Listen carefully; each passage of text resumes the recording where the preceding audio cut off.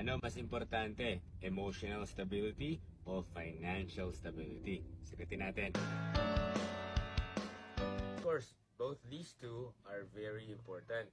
Pero para sa akin, dahil nga medyo matanda na tayo, I think mas importante, slightly, ang emotional stability than financial stability. So let me explain.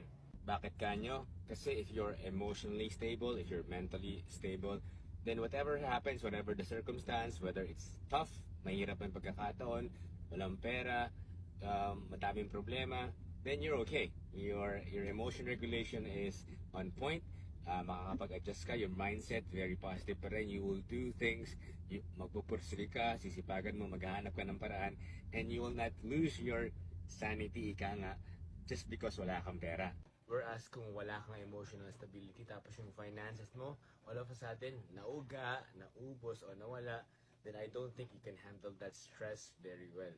In an ideal world, siguro pwede naman natin pagsabayan yung emotional stability at financial stability. But if you're given a choice, anong unahin mo? Emotional stability ba o financial stability? Ako, on a personal note, slightly mauna sa akin ang emotional at mental stability. Nang sa gayon, kahit anumang challenges dumating sa buhay natin, kahit anumang dagok, we can stay composed and collected. Kahit maubos man yung pera natin, magagawa natin ang paraan yan if we are emotionally stable until magkapera na tayo ulit. Okay?